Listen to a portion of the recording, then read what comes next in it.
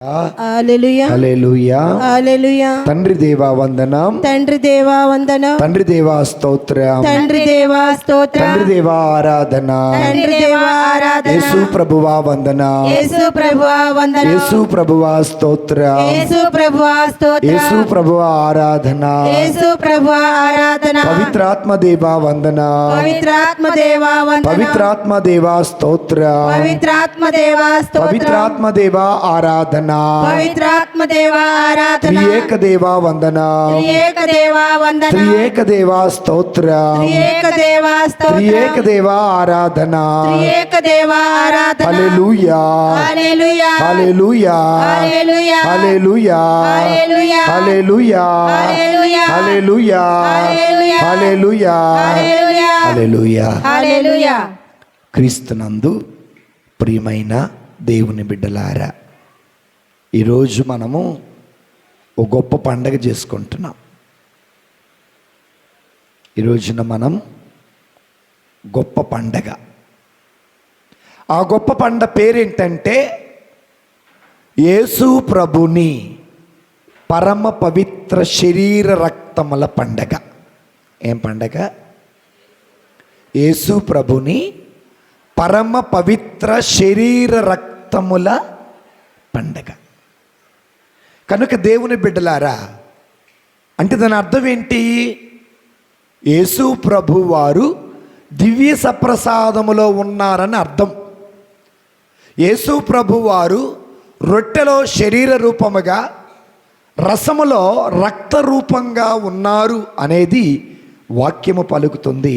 ప్రియమైన దేవుని బిడ్డలారా, సహోదరి సహోదరులారా, అయితే 1264 సంవత్సరంలో 4వ అర్బన్ పాపు గారు ప్రతి సంవత్సరము ఈస్టర్ పండగ అయిపోయినటువంటి 60 రోజులకి యేసు ప్రభుని పవిత్ర శరీర రక్తాల పండగ చేసుకోవాలి. ఆ రోజున ప్రభువుకి ఆరాధన చేయాలి. ఆ రోజున ప్రభుని మహిమపరచాలి. ఆ రోజున ప్రభుని గణపరచాలి అని ఆయన బాహాటంగా ప్రకటించారు. దేవుని స్తోత్రం. హల్లెలూయా హల్లెలూయా. అయితే ఈ క్రీస్తు ప్రభుని పరమ శరీర రక్తముల పండగ రావటానికి దీని వెనకాల ఓ గొప్ప పునీతుడు ఉన్నాడు. ఆయనే పునీత థామస్ అక్వీనస్ గారు. పునీత థామస్ అక్వీనస్ గారు ట్రాన్స్సబ్స్టాన్షియేషన్ అనేటటువంటి ఓ పుస్తకాన్ని రాశారు.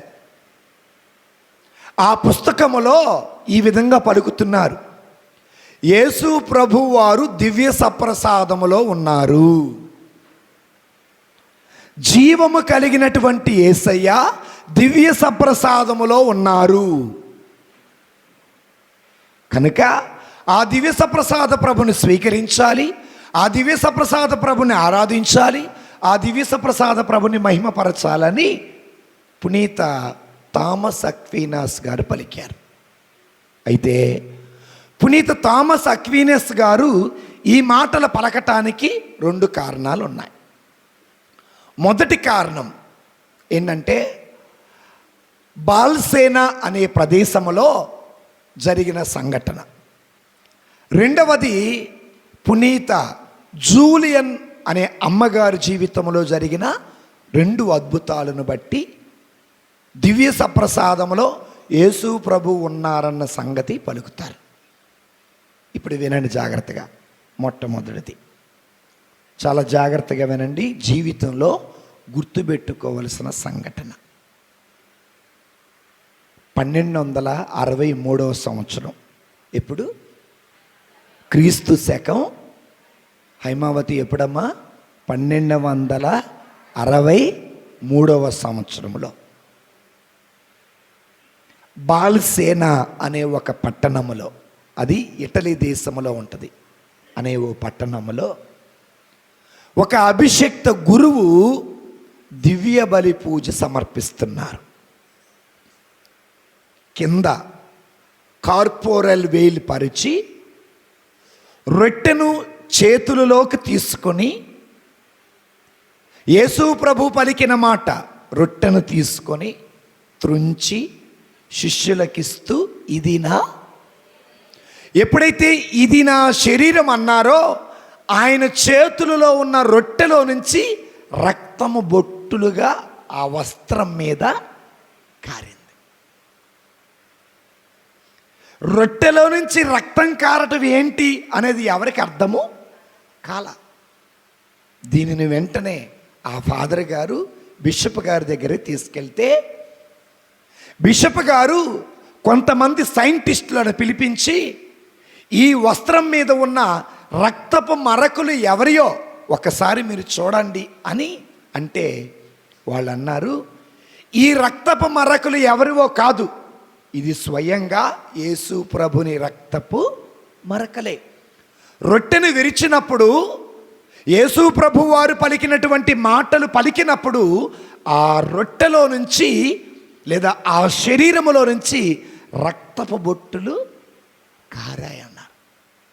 ఈ లోపున ఒక కుర్రోడు అంటాడు, ఈ వస్త్రం మీద కారింది యేసు ప్రభుని రక్తమే అని మీకెలా తెలుసు అని అడిగారు. అప్పుడు మీకు ఇంకొక విషయం చెప్తా, ఇప్పుడు వినండి. యేసు ప్రభు వారు సిలువలో వేలాడుతున్నప్పుడు మధ్యాహ్నము పూట ఒక బందిపోటు యేసు ప్రభుని బల్లెంతో పొడిచారు. పొడిచినప్పుడు యేసు ప్రభు ప్రక్కలో నుండి రక్తము నీరు కారాయి. అవి ఆ సిలువ దగ్గర పడి సిలువలో గుండా ఆ గృహలో ఉన్న ఓ మందసం మీద ఈ రక్తపు మరకలు ఉన్నాయి. శాస్త్రవేత్తలు, సైంటిస్టులు ఈ రక్తపు బొట్టులు తీసుకుని వెళ్ళి పరిశోధన చేశారు. పరిశోధన చేస్తే అందులో 2 రకాల రక్త కణాలు ఉన్నాయి. ఒకటి ఎక్స్, రెండవది వై. వై అనే రక్త కణాలు ఎక్కువగా ఉన్నాయి, ఎక్స్ అనే రక్త కణం ఒక్కటే ఉంది. సో వై అనే రక్త కణాలు ఎవరి అంటే శుక్ర కణాలు మరియ తల్లివి. రెండవది ఎక్స్ అనేటటువంటివి దైవాని. సో ఈ 2 కూడా కలిపి చూస్తే ఈ రక్తము ఎవరిదో కాదు, యేసు ప్రభుదే అని నిర్ధారణకి వచ్చింది. యేసు ప్రభు వారు సిలువలో చనిపోయినటువంటి బ్లడ్ రిపోర్టు 1243వ సంవత్సరంలో జరిగిన 63వ సంవత్సరంలో జరిగిన బ్లడ్ రిపోర్ట్ 2 ఒక్కటే వచ్చాయి. అప్పుడు అర్థమయ్యింది, దివ్య సప్రసాదములో ఉన్నది స్వయంగా యేసు ప్రభువే. దీనిని బాగా పరిశోధన చేసిన తరువాత పునీత థామస్ అక్వీనస్ గారు 4వ అర్బన్ పాపు గారి దగ్గరికి వెళ్ళి, అయ్యా నిజంగా దివ్య సప్రసాదములో యేసు ప్రభు వారు ఉన్నారయ్యా, దివ్య సప్రసాదములో జీవం కలిగిన యేసయ్య ఉన్నాడు, ఆ జీవం కలిగిన యేసయ్యని మనం స్వీకరించాలి, అలా స్వీకరించటం వల్ల మనం ఆయనతో సఖ్యపడుతున్నాం, మనం జీవాన్ని పొందుకుంటున్నాం అని చెప్పేసి ఆ రోజున చెప్పారు. అప్పుడు 4వ అర్బన్ పోపు గారు అంటారు, ఇదిగో ప్రతి క్రైస్తవ దేవాలయంలో త్రిత్వైక సర్వేశ్వరుని పండగ అయిపోయిన మరుసటి ఆదివారం క్రీస్తు శరీర రక్తముల పండగని చెయ్యాలి అన్నారు. సో కాబట్టి దేవుని బిడ్డలారా వినండి, ప్రతి ఆదివారం ప్రతి మంగళవారం మనము స్వీకరించేది రొట్టె కాదు, రసము కాదు, అది స్వయముగా జీవము కలిగిన యేసు ప్రభుని శరీరము, యేసు ప్రభుని రక్తము అని 1264వ సంవత్సరంలో బాహాటంగా తెలియచేయటం జరిగింది. ఇది మొదటి సాక్ష్యం. రెండవ సాక్ష్యము చాలా జాగ్రత్తగా వినండి ప్రియమైనటువంటి దేవుని బిడ్డలారా. 13వ శతాబ్దంలో, ఎప్పుడు 13వ శతాబ్దంలో జూలియన్, ఏం పేరు, జూలియన్ అనే ఒక అమ్మగారు, ఒక అమ్మాయి జన్మించారు. వాళ్ళతో పాటు ఒక సహోదరి, ఆమె పేరు ఆగ్నేస్. ఏం పేరు? ఆగ్నేస్. వీరిద్దరూ కూడా ఒక క్రైస్తవ కుటుంబంలో జన్మించారు. 10 ఏళ్ల వయసులోనే వీరిద్దరూ వారి జీవితాన్ని దేవునికి అంకితము చేసుకున్నారు. ఆ రోజుల్లో 13వ శతాబ్దంలో దివ్య సప్రసాద ప్రభు ఎడల భక్తి ఎక్కువ. దివ్య సప్రసాద ప్రభు అంటే ఎవరో కాదు, నిజంగా యేసు ప్రభువే అని ఆ రోజుల్లో గురువులు చెబుతూ ఉండటం వల్ల వాళ్ళున్న దేవాలయంలో దివ్య సప్రసాద ఆరాధన చాలా బాగా జరిగేది. అయితే ఒకసారి జూలియన్ అనే సిస్టర్ గారు ప్రార్థన చేసుకుంటుంటే దేవుడు దర్శనమిచ్చారు. ఎవరికి దర్శనమిచ్చింది? జూలియన్ అనే సిస్టర్ గారికి దర్శనమిచ్చారు. దర్శనమిచ్చి అంటున్నారు, జూలియన్ జూలియన్ అది రొట్టె కాదు, జూలియన్ అది రసము కాదు, దివ్య సప్రసాదములో నిజంగా నేను ఉన్నాను అని దేవుడు 20 సార్లు ఆమెకు దర్శనమిచ్చారు. ఎన్నిసార్లు? 20 సార్లు.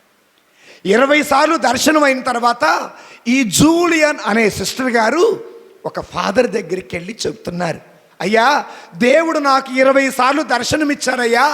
ఈ దర్శనంలో దేవుడు పలికింది 2. ఒకటి దివ్య సప్రసాదములో నేనున్నా, రెండవది శ్రమల దినాలలో కాకుండా శ్రమల దినాల తర్వాత వచ్చే సామాన్య దినాలలో దివ్య సప్రసాద ఆరాధన జరపండి, అప్పుడు నేను ప్రజల మధ్యలో ఉంటాను అని దేవుడు 20 సార్లు జూలియన్ అమ్మగారికి చెబితే ఆమె వెళ్ళి ఫాదర్ గారికి చెబుతారు. ఫాదర్ గారు వెళ్ళి బిషప్ గారికి చెబుతారు.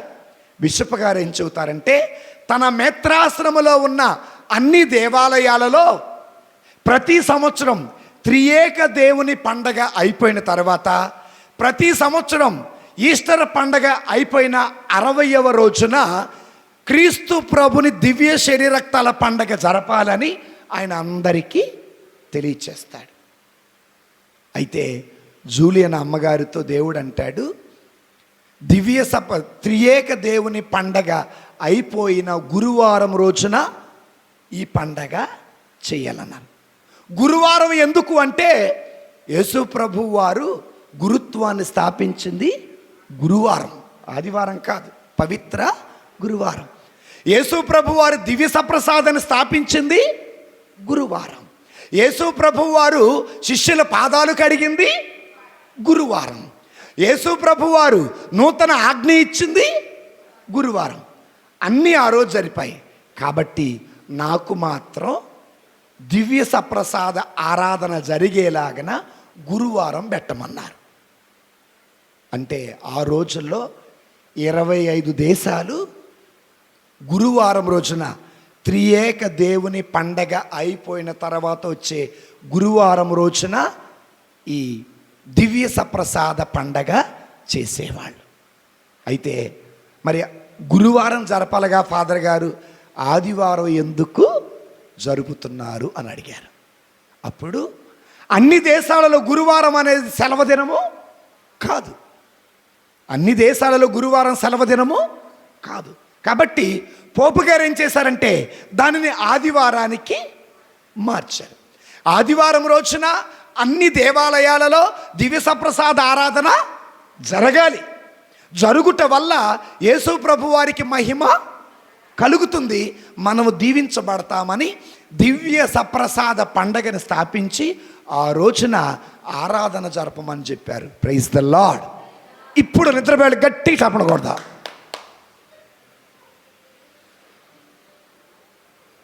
Praise the Lord. హల్లెలూయా. పేర్లు చెబుదాం అనుకున్నాలే కానీ ఈలోపు కళ్ళు తెరిచారు. కొంతమంది నాకులాగా ఉండటం వల్ల కళ్ళు తెరిచారో కళ్ళు మూసారో కూడా అర్థం కావట్లేదు. దేవునికి మహిమ కలుగును గాక. నిద్ర పోనోళ్ళు ఒకసారి చప్పన కొట్టండి. 2 తోడలు ఇద్దరికి పంచి ఈనకుండా దేవుని స్తోత్రం. హల్లెలూయా, హల్లెలూయా. ఇప్పుడు నిద్రపోయేవాళ్ళు గట్టిగా కొట్టండి. దేవుని స్తోత్రం. Praise the lord. Hallelujah. So ఈ విధంగా 40 సంవత్సరాలు జూలియన్ అనే సిస్టర్ గారికి వచ్చిన దర్శనాన్ని పరిశోధన, ఆమె అబద్ధం చెబుతుందా నిజం చెబుతుందా, ఆమె పవిత్రమైన జీవితం జీవించిందా లేక పాపపు జీవితం జీవించిందా అని పరిశోధన చేసిన తర్వాత 40వ సంవత్సరం రోజున దివ్య సప్రసాద ప్రభులో దేవుడున్నాడు, ఆ దేవునికి ఆరాధన జరగాలి అని అన్నారు. Praise the lord, hallelujah. So కాబట్టి ఈరోజు ఏ రోజు, త్రిత్వైక సర్వేశ్వరుని పండగ అయిపోయిన తర్వాత వచ్చే ఆదివారాన్ని ఏ ఆదివారము, దివ్య సప్రసాద ఆదివారముగా కొనియాడతాం. ఇది చరిత్ర. Praise the lord, praise the lord. ఎందుకు ఈ మాట అంటున్నానంటే, నాకు కూడా ఒక డౌట్ ఉంది. యేసు ప్రభు వారు ఉన్న రోజుల్లో ఏం స్థాపించారు? దివ్య సప్రసాదం స్థాపించారు. ఈరోజే మామూలుగా పవిత్ర గురువారం రోజున దివ్య సప్రసాద ఆరాధన జరుగుతుంది. ఈరోజే ఎందుకు అని వెనక్కి వెళ్ళా. నిన్న మధ్యాహ్నం కూర్చొని చరిత్ర అంతా తిరగేస్తే అప్పుడు బయటపడింది. 11వ శతాబ్దము నుండి దివ్య సప్రసాద ఆరాధన ప్రారంభమైంది. మొదటి శతాబ్దంలోనే, అంటే 2వ శతాబ్దం మొదటి శతాబ్దంలో ఇగ్నేషియస్ ఆఫ్ యాంటియోకియా గారు కానీ ఇరేనియస్ గారు కానీ దివ్య సప్రసాదం ఎడల భక్తి ప్రభక్తులు కలిగి ఉన్నారు. కాబట్టి క్రైస్తవులారా, కథోలికులారా, ఈ రోజున మనం అందరం ఎడ బతికున్నామంటే మన గొప్పతనము కాదు, మన మంచితనము కాదు, మన పవిత్రత కాదు, మన మంచి బుద్ధి కాదు. ఒకే ఒకటి కథోలిక దేవాలయములో దివ్య సప్రసాదం ఉంది. ఆ దివ్య సప్రసాదములో జీవము కలిగిన యేసయ్య ఉన్నాడు. ప్రతి ఆదివారం రోజున మనము స్వీకరించేది రొట్టె కాదు, రసము కాదు, జీవము కలిగిన యేసు ప్రభుని శరీర రక్తాలే. ఇది గుర్తించండి, ఇది విశ్వసించండి. యేసు ప్రభు వారు స్వయంగా పలికిన కొన్ని మాటలు చూద్దాం ఈ వారం. ఇటు నుంచి పోయిన వారు ఇటే చదివింది ప్రేమ్ బాబు, చదువు బాబు. యోహాను శుభవార్త 6వ అధ్యాయం 51వ వచనం. మర్యాదగా తీయండి, తీసినట్టు నటిస్తే మిమ్మల్ని అడుగుతా. తెరేసా తీసావా? అయితే చదువు. వినండి జాగ్రత్తగా. యేసు ప్రభు వారు స్వయంగా పలికిన మాట, పరలోకము నుండి దిగివచ్చిన జీవము కలిగిన ఆహారమును నేనే.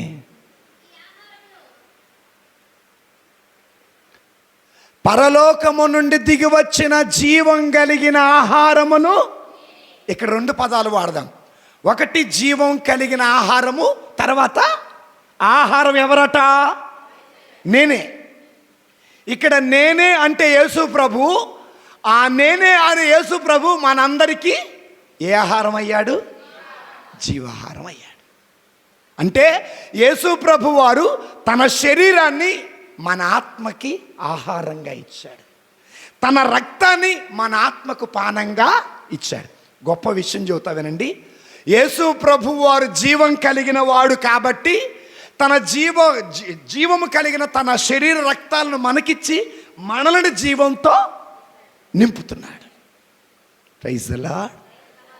ఒక రాయిని తీసుకొచ్చి రాయి రాయి నన్ను జీవంతో నింపు అంటే నింపిద్దా? ఎందుకని? దానిలో ఏమి లేదు. యేసయ్య ఎవరు?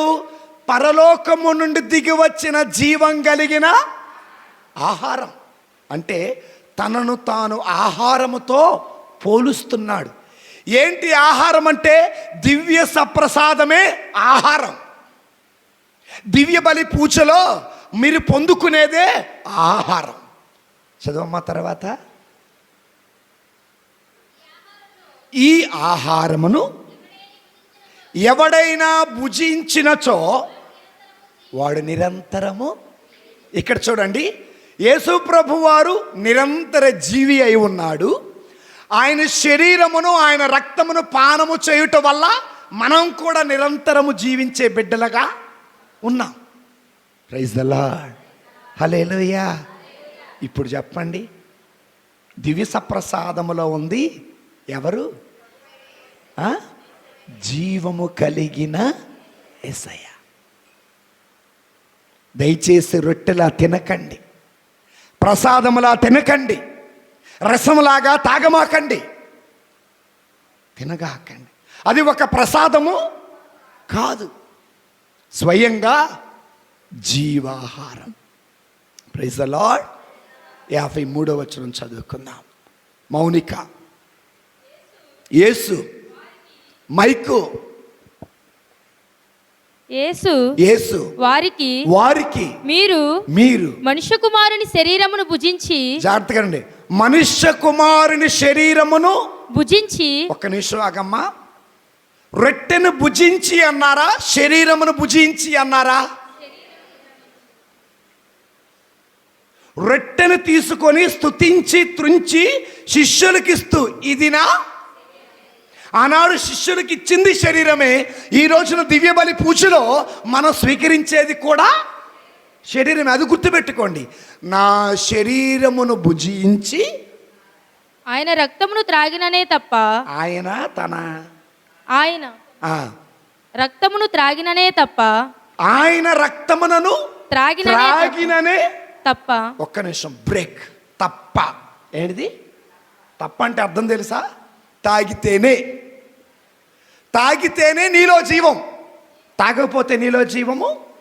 10వ తరగతి పాస్ అయితేనే ఇంటర్లోకి, ఇంటర్ పాస్ అయితేనే డిగ్రీలోకి, ఆయన శరీరం తింటేనే, ఆయన రక్తాన్ని తాగితేనే ఏముంటుంది మనలో?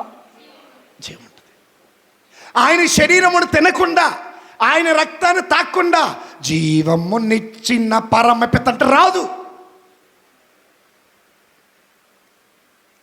సత్యం వాక్యం పలుకుతుంది, నేను పరలోకం నుండి వచ్చా, నేను జీవం కలిగినోడిని, మీకు జీవం ఇవ్వటానికి వచ్చా. మీరు జీవం కలిగి ఉండాలంటే తప్పనిసరిగా నా శరీరాన్ని తినాలి, నా రక్తాన్ని త్రాగాలి. హల్లెలూయా. తాగకుండా రాదట. ఈ రోజున మన గ్రామంలో ఎంతమంది దేవుని బిడ్డలు ఉన్నారు? జ్ఞానస్థానం తీసుకున్న వాళ్ళు, దివిస ప్రసాదం తీసుకున్న వాళ్ళు, గుడి పెళ్ళి చేసుకున్న వాళ్ళు, గుడి పెద్దలు ఉన్నారు. వీరందరూ ప్రభు శరీరము తింటలా, ప్రభు రక్తాన్ని తాగటలా. జీవం ఉందా లేదా? లేదు. కానీ వాళ్ళు భౌతికంగా బతికున్నారు అంతే. వాళ్ళు భౌతికంగా బ్రతుకున్నారు. ఎందుకు బ్రతుకుతున్నారో వాళ్ళకి తెలియదు. ఎందుకు బ్రతుకుతున్నామంటే, లేచామా, పని చేసుకున్నామా, తిన్నామా, పడుకున్నామా, మన పనులు చేశామా, ఇంతే. కానీ ఈ బ్రతుకు తర్వాత మరొక బ్రతుకుంది. ఆ బ్రతుకులో అడుగు పెట్టాలంటే ఆయన శరీరాన్ని తినాలా, ఆయన రక్తాన్ని. మనిషి జీవితం మరణంతో అంతం కాదు. మనిషి బ్రతుకు చావుతో అంతం కాదు. మరణము తర్వాత మరొక జీవితం ఉంది. ఆ జీవితమే నిత్య జీవితం. ఆ నిత్య జీవితంలో మనలను చేర్చడానికి యేసయ్య తన శరీరాన్ని మనకి జీవాహారంగా ఇచ్చాడు. ఏ ఆహారము? జీవమునిచ్చినది ఆత్మయే. ఈ ఆత్మ జీవం కలిగి ఉండాలంటే ఆయన శరీరాన్ని ఎంత తినాలి? తినాలి. Praise the lord. మరలా చదవమ్మది. మనుష్య కుమారుని శరీరము భుజించిన, మనుష్య కుమారుని శరీరమును భుజించి ఆయన రక్తమును త్రాగిననే తప్ప, ఆయన రక్తాన్ని త్రాగిననే తప్ప మీలో జీవం ఉండదని మీతో నిశ్చయముగా మీలో ఏముండదట? గుర్తుపెట్టుకోండి. బాప్తిస్మము పొందినంత మాత్రాన జీవం వస్తుంది అనుకోమాకండి.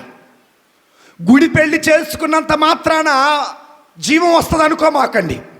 లేకపోతే సంఘ పెద్దలైనంత మాత్రాన జీవం వస్తుందని మాత్రం అనుకోకండి.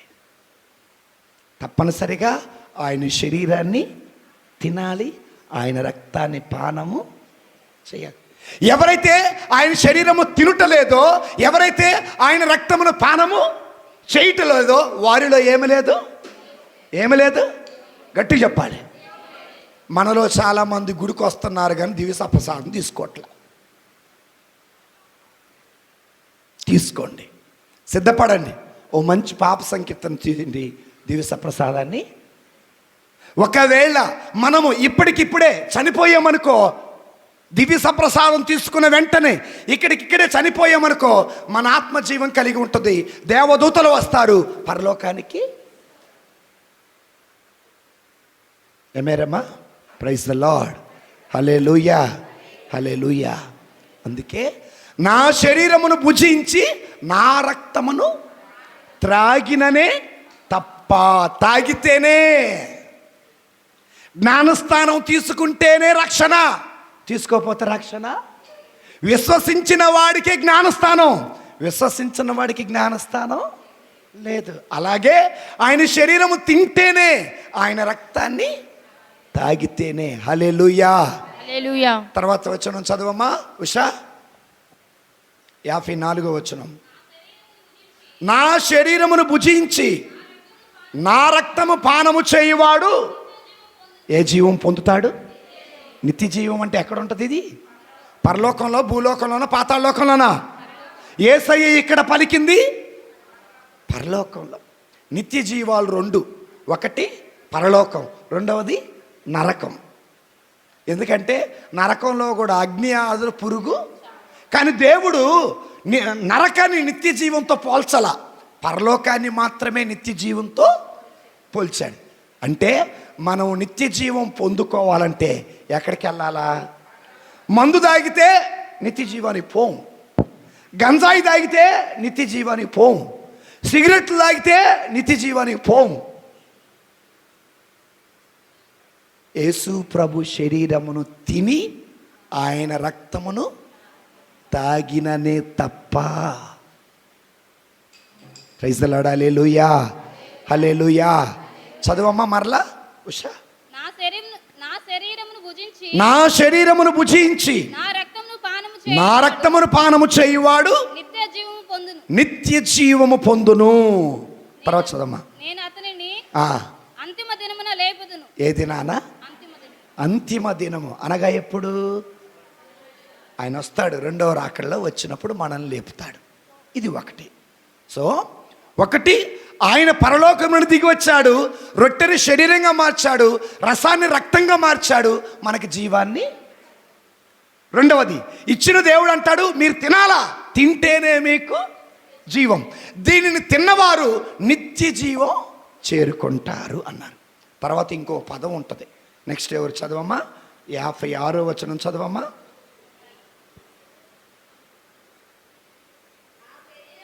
నా శరీరమును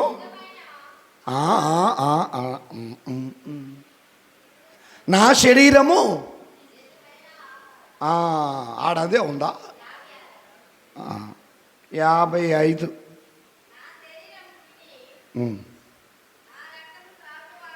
నా శరీరమును భుజించి నా రక్తమును పానము చేయువాడు నా యందును నేను.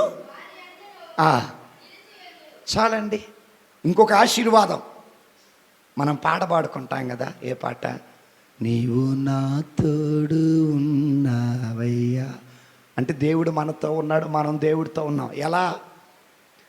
ఆయన శరీరమును భుజించి ఆయన రక్తమును పానము చేయుట వల్ల ఆయన మనతో, మనము ఆయనతో. సో కాబట్టి దివ్య సప్రసాదములో రొట్టె రసం ఉందా? దివ్య సప్రసాదములో ప్రభు శరీరక్తాలు ఉన్నాయా? గట్టిగా నమ్మినోడు చప్పడ కొట్టండి. అయితే ఇప్పుడు వినండి. ఇప్పటి వరకు మీరు ఎలా తీసుకున్నారో నాకు సంబంధం లేదు. ఇప్పుడు చెబుతున్నా వినండి. దాన్ని ఎలా తినాలి, ఎలా స్వీకరించాలి. కొరింథీయులకు రాసిన మొదటి లేఖ 11వ అధ్యాయం 27వ వచనం చదువుకుందాం. చూడండి. కనుక అయోగ్యముగా ప్రభు యొక్క రొట్టెను మొదట ఎందుకు ఎత్తుకోలేదో చదవమ్మా నువ్వు, మధ్యలో ఎందుకు? ప్రభు యొక్క రొట్టెను ఎవడైనా తినినను లేక పాత్ర నుండి త్రాగినను అతడు ప్రభు శరీరానికి రక్తమునకు వ్యతిరేకంగా. చాలు. ఎట్లా తినకూడదట? అయోగ్యంగా. మీకు ఒక విషయం తెలుసా? మరి ఇప్పుడు మీరు ఉంటున్నారో లేదే, దివ్య సప్రసాదం తీసుకోవటానికి ముందు కనీసం 1 గంట ఏముండాలి? అందరికి షుగర్లు వచ్చి తినొస్తున్నారు. తినొచ్చి చక్కగా ఫ్యాన్ తిరుగుతుంది. ఏం చేస్తున్నారు? నిద్రపోతున్నారు. టయానికి తినకపోతే ప్యాను రెపరెపరెపలాడుతుందంట. కనీసం ఏముండాలా? పురాతన రోజులైతే కనీసం నోట్లో ఉమ్ము కూడా మింగేవాడు కాదు. దివ్య సప్రసాదం తీసుకున్న తర్వాత నోట్లో ఉమ్ము కూడా బయటికి ఊసేవాళ్ళు కాదు. ఎందుకనగా ఈ నాలుకను తాకింది ప్రభు. ఈ నాలుకను తాకిన వల్ల వచ్చినటువంటి లాలాజలాన్ని మింగాలేక ఆయన బయటికి, మనం గుళ్ళో నుంచి బయటికి పోగానే కాండ్రి చూస్తాం. దారి మధ్యలోనే ఊసుకుంటూ వెళ్తారు. అది నిజం. కాబట్టి యోగ్యముగా కనీసం 1 గంట ఏముండాలా? కొట్టుకాడికి పోతారు, ఇడ్లీ తింటారు, కడుక్కుంటారు, ముద్దుడుచుకొని విడకొస్తారు. దోశలు తినగానే ఏమొచ్చింది? ఇడ్లీ తింటే నిద్ర రాదు, దోశ తింటే నిద్ర వచ్చింది. ఎందుకు? దోశ ఆయిల్ ఫుడ్ కదా, కొద్దిగా మందంగా ఉంటుంది. ఏడకొచ్చి ఊగుతూ ఉండాలి. మీ రోగమాకండి, నన్ను ఊపమాకండి. మీరు ఊగితే ఆ కుర్చీలు ఏమవుతున్నాయి? విచ్చుకుంటాయి. దేవుని స్తోత్రం. హల్లెలూయా, హల్లెలూయా.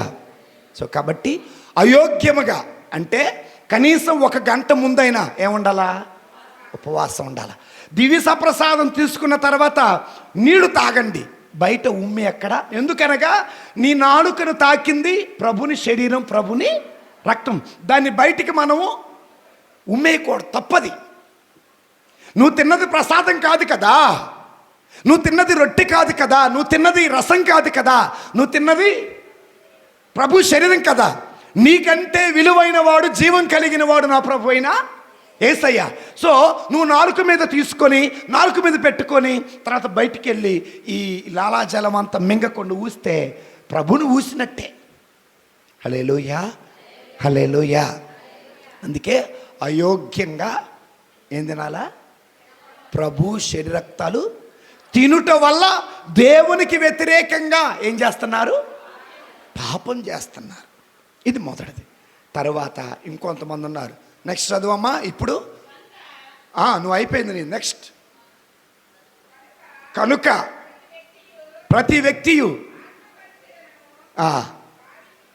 ఒక్క నిమిషం ఆగమ్మా. ఏ పరిశీలన? మీకు 2 విషయాలు చెబుతా, గుర్తుపెట్టుకోండి, లైఫ్లో గుర్తుపెట్టుకోండి. ఎదుటోళ్ళని ఎప్పుడు కూడా దూషించడం కాదు, జడ్జి చేయగాకండి. దాన్ని ఏమంటారండి? ఎదుటి వాళ్ళకి ఎప్పుడు న్యాయ తీర్పు, ఎదుటి వాళ్ళలో తప్పులు వెతుకుటకు ఎప్పుడు, దానివల్ల నీకే లాభం లేదు. కానీ నీలో ఉన్న తప్పులు నువ్వు వెతుక్కో, నీ బ్రతుకు బాగుపడింది. ఎదుటి వాళ్ళ తప్పులు ఎతుకుతూ ఉంటే ఆడు తప్పుగానే ఉంటాడో, వాడి మీద నీకు ఎప్పుడు చెడుగానే. కానీ నీలో ఉన్న తప్పులు నువ్వు వెతుక్కొని వాటిని సరిచేయటానికి నువ్వు ప్రయత్నం చేసుకుంటే బాగుపడేది నీ బ్రతికే, మరి ఎవరు బ్రతుకు కాదు. అందుకే ఎదుటి వాళ్ళ తప్పులను ఏలెత్తి చూపకుండా, ఎదుటి వాళ్ళ తప్పులను జడ్జి చేయకుండా మనల్ని మనం, ఇది ఎక్కడ ఉంటుందంటే ద ఇమిటేషన్ ఆఫ్ క్రైస్ట్ అనే ఓ పుస్తకం ఉంటుంది. ఆ పుస్తకాన్ని రాసింది థామస్ అకంపిస్ గారు. అందులో 147వ పాయింట్లో ఆయన అంటాడు, stop judging others. By judging others you don't get anything, but start judging yourself. By judging yourself you will realise yourself అని చెప్పేసి అంటాడు, తెలుగులో అంటుంది అన్నమాట. సో కాబట్టి వాడట్టవుటోడు, ఈడట్టవుటోడు, ఆమట్టాడిది, ఏమట్టాడిదని చింతపండు వ్యాపారాలు ఆపేసి మన వ్యాపారాలు మనం స్టార్ట్ చేసుకోవాలి. యేసు ప్రభు వారు చెప్పింది ఏది? నీ కంటిలోని ముందు నలుసు నువ్వు తీసేయి, అంటే నువ్వు శుభ్రంగా ఉండు. నీ కంటిలో నలుసు తీసేస్తే దృష్టి నీకే బాగుంటుంది, కానీ ఎదుటోడికి కాదుగా. ఎదుటోడిది తీసేసి నీ కంట్లోని పెట్టుకున్నావు, ఎవడు బాగుపడ్డాడు? ఎదుటోడు బాగుపడ్డాడు, నువ్వు నాశనం అవుతాయి. కాబట్టి అక్కడేమనుంది? ఆత్మ పరిశోధన చేసుకోవాలి. ఎవరి ఆత్మ? ఎదుటి వాళ్ళదా మందా? అమ్మా, ఎవరి ఆత్మ? మన ఆత్మ. రోజు పడుకునే ముందు ఆత్మ పరిశోధన చేసుకొని పడుకోండి. పడుకునే ముందు ఒక్క నిమిషం మంచం మీద కూర్చొని, ఈరోజు అబద్ధం ఆడానా, దొంగతనం చేశానా, ఎవరినైనా ఏడిపించానా, ఎవరినైనా బాధ పెట్టానా, ఎవరినైనా తిట్టానా, ఎవరి గురించి చులకనగా మాట్లాడానా, ఎవరి పేరైనా చెడగొట్టానా, దొంగతనం చేశానా, అబద్ధం ఆడానా, ఇవన్నీ ఆలోచించి ఇందులో చేసిన తప్పులన్నీ గుర్తు తెచ్చుకొని, దేవా నేను తప్పు చేశాయా, నన్ను క్షమించయ్యా, ఒకవేళ ఈ రాత్రి చనిపోతే నన్ను పరలోకానికి.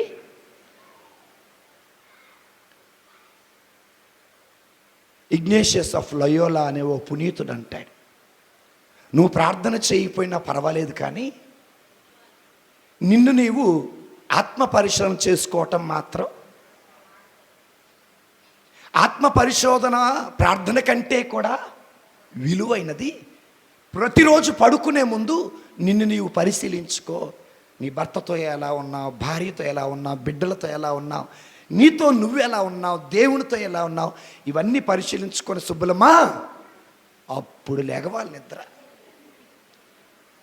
దేవుని స్తోత్రం, హల్లెలూయా. బీపీ బిళ్ళేసుకున్న నిద్ర వచ్చిద్దా? స్టార్ట్ చేసింది మా తల్లి ప్రార్థన. అప్పుడు నేను ఇంకా ఎంత బాగా ప్రార్థన చేసిద్దో నా ఆమె కళ్ళే చూస్తున్నా. నిద్రపోయినప్పుడేమో పెదవాడెత్తుంది పాపం, ఆమె అనుకుంది నేను చూడలేదండి. దేవుడి స్తోత్రం, హల్లెలూయా, హల్లెలూయా. కాబట్టి ఏ పరిశీలన చేసుకోవాలి? ఆత్మ పరిశీలన. ప్రతిరోజు పడుకునే ముందు పరిశీలన. ఆత్మ, నేను నాకు దేవునికి మధ్య, నాకు నరుడికి మధ్య, నాకు నా స్నేహితుల మధ్య, నాకు నా ఆత్మకు మధ్య నా సంబంధం ఎలా ఉంది పరిశీలన చేసుకొని పడుకోండి.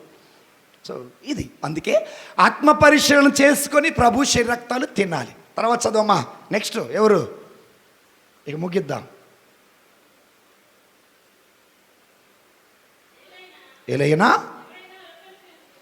ఎవడైనా రొట్టెను తినుచు పాత్ర నుండి త్రాగుచు, అదిగో గుర్తుంచుకోండి, అది ప్రభు శరీరము, అది ప్రభు శరీరము అని గుర్తించినచో అతడు తినుట వలన త్రాగుట వలన దేని గురి అవుతున్నా?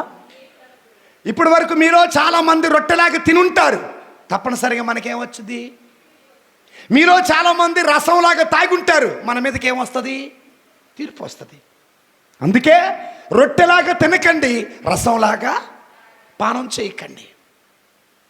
రొట్టెలాగా తినుట వల్ల, రసములాగా త్రాగుట వల్ల దేవుని తీర్పు నీ మీదకి వస్తుంది.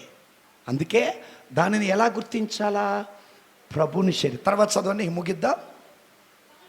కనుకననే మీలో పెక్కుమంది ఏమయ్యారట? ఎందుకు వ్యాధి వచ్చింది వాళ్ళకి? వాళ్ళకి ఎందుకు వ్యాధి వచ్చిందో తెలుసా? దానిని రొట్టెలాగా తిన్నారు, ప్రసాదంలాగా తిన్నారు, యేసు ప్రభుని శరీరంలాగా తినలా. అందుకే వారు జబ్బు పడ్డారు. ప్రియమైన దేవుని బిడ్డలారా, గుర్తుపెట్టుకోండి. ప్రతి ఆదివారము అవకాశము దొరికినప్పుడల్లా యేసు ప్రభు శరీరము, యేసు ప్రభు రక్తమును తింటూ, అది ప్రభు శరీరము, ప్రభు రక్తమని గుర్తించకుండా రొట్టెలాగా రసములాగా నువ్వు పానము చేయటం వల్ల మీలో అనేకులు రోగాలు పాలవుతున్నారు, అనేకులు బలహీనులవుతున్నారు, అనేకులు మరణానికి గురి అవుతున్నారు. వాక్యం బరుగుతుంది. కాబట్టి దివ్య సప్రసాదములో ఉంది నిఖిత యేసు ప్రభువే. రొట్టె కాదు, రసము కాదు. ప్రైజ్ ద లార్డ్, హల్లెలూయా, హల్లెలూయా. ఇక ఈ రోజున ఏం చేయాలి? దివ్య సప్రసాద ఆరాధన జరగాలి. నేను కోరుకునే కోరిక ఏంటో తెలుసా? మరియమ్మ గారి స్వరూపం కన్నా కూడా పరలోకము నుండి దిగివచ్చిన జీవం కలిగిన యేసయ్య అనే దివ్య సప్రసాదాన్ని మనం ఇంటింటికి తీసుకెళ్ళామనుకో, యేసయ్య జకర్య ఇంటికి వెళ్ళినట్టు, యేసయ్య సీమోను ఇంటికి వెళ్ళినట్లు, పునరుత్థానుడైన యేసయ్య మేడ గదిలో అడుగు పెట్టినట్టు. మరి రేపు ఎల్లుండి దివ్య సప్రసాద ప్రభు అనగా జీవం కలిగిన యేసయ్య నీ ఇంటికి రాబోతున్నాడు. యేసయ్య ఉన్నాడు తెలుసా శిష్యులతో, ఎవరైతే మిమ్మల్ని ఆహ్వానిస్తారో వారింటికి మీరు వెళ్ళండి, ఎవరైతే వద్దు అంటారో కాలు ధూళిని సైతము వదిలేయండి. బైబిల్ చెబుతుంది. కనుక రేపు ఎల్లుండి ఈ 2 రోజులు మన గ్రామానికి అవకాశం కాబట్టి మా ఇంటికి తీసుకురండి జీవం కలిగిన యేసయ్యనంటే మీ ఇంట్లో ఒక్క నిమిషం అట్లా దివ్య సప్రసాదం. ఏ ప్రభుని? జీవము కలిగిన యేసయ్య. ఆయన శరీరం జీవాహారం, ఆయన రక్తం జీవన పానం. ఆ ఇంట్లో పెట్టినప్పుడు ప్రార్థన చేసుకోండి బిడ్డలారా. ఎందుకంటే ఆ ప్రభువుకి ఆరాధన జరిగినప్పుడు మాత్రమే ప్రభు అంటాడు, నీ దేవుడే స్వరూపుడు చమా, నీ దేవుడే స్వరూపుడు ఆత్మస్వరూపుడు. ఆయనను ఆరాధించువారు యోహాను 4:24 చదవండి.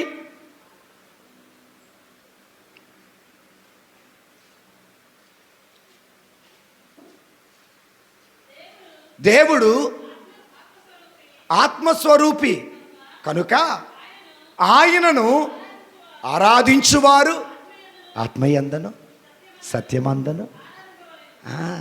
ఎట్లా ఆరాధించాలట? ఆత్మతో.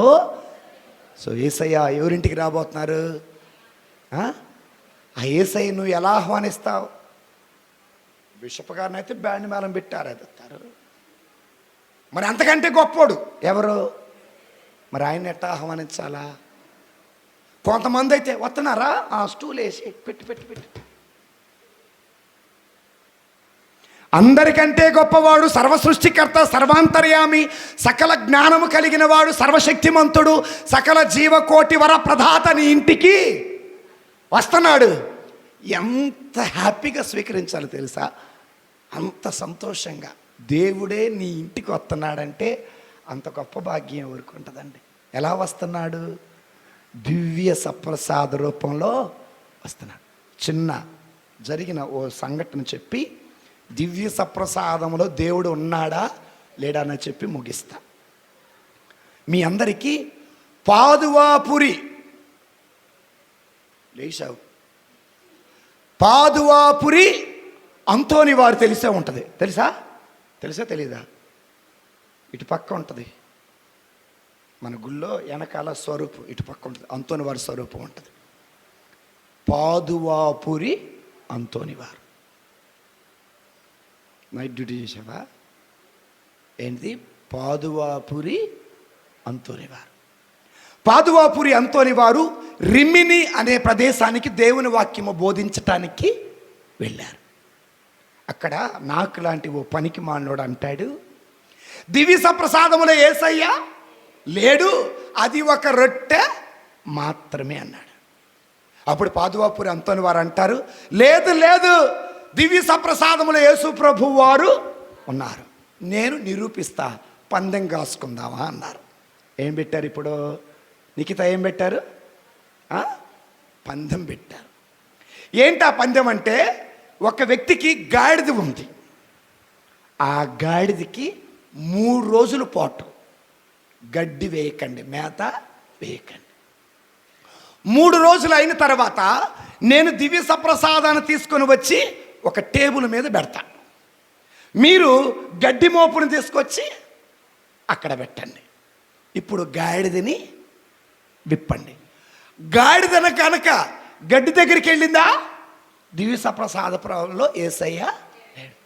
గాడిద డైరెక్ట్గా దివ్య సప్రసాదం దగ్గరికి వచ్చి మోకాళ్ళు వేసిందా? నువ్వు క్రైస్తవుడిగా మారాలా, దివ్య సప్రసాదంలో యేసయ్య ఉన్నాడని విశ్వసించాలా. పందెం పెట్టుకున్నారు. ఆ రైతు, ఆ యజమాని గాడిదకి 3 రోజులు గడ్డేలా. ఒక పూట అయిపోతానే దానికి నరకం కనపడుతుంది. 2 రోజులేలా బాగా ఆకలితో ఉంది. సాయంత్రం 6 గంటలైంది. అంతోని వారు దివ్య సప్రసాదం తీసుకొచ్చి పీఠం మీద పెట్టారు. రైతు పచ్చగడ్డి తీసుకొచ్చి పక్కన పెట్టారు. ఇప్పుడు గాడిదని ఇప్పారు. ఊరంతా ఏకమయ్యారు, ఊరంతా చూస్తున్నారు. అంతోని వారు మాత్రం దివ్య సప్రసాదం దగ్గర మోకాళ్ళేసి ప్రార్థన చేస్తున్నారు. గాడిద డైరెక్ట్గా దివ్య సప్రసాదం దగ్గరికి వచ్చింది. 2 మోకాళ్ళేసి, బిడ్డలారా, దివ్య సప్రసాదములో ఎవరున్నారు? యేసయ్య ఉన్నాడు. ఆ యేసయ్యే రేపు నీ ఇంటికి రాబోతున్నాడు. మరి ఆయన నీ ఇంటికి రాబోయేటప్పుడు ఎట్టుండాలా?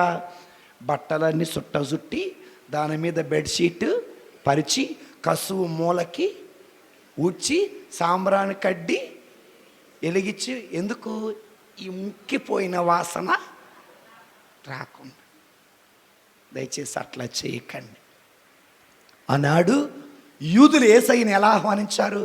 కింద వస్త్రాలు పరిచి గాడిదని తీసుకొని గాడిద మీదకి ఎక్కించుకొని చక్కగా వస్త్రాలు పరిచి, దావీదు తనయాయి అలాగా నీ ఇంటి గుమ్మం దగ్గర నుండి ఆయన ఎలా ఆహ్వానిస్తావో నీ ఇష్టం. కొంతమంది అయితే చక్కగా పూలు పరుస్తారు. నీ ఇంటికి వచ్చేది ఓ ఎమ్మెల్యే కాదు, ఓ ఎంపీ కాదు, ఓ పీఠాధిపతి కాదు, ఒక ఫాదర్ గారు కాదు, ఓ పాస్టర్ గారు కాదు, వీళ్ళందరిని సృష్టించిన సర్వశక్తిమంతుడు నీ ఇంటికి రాబోతున్నప్పుడు ప్రేమగా ఆహ్వానించండి.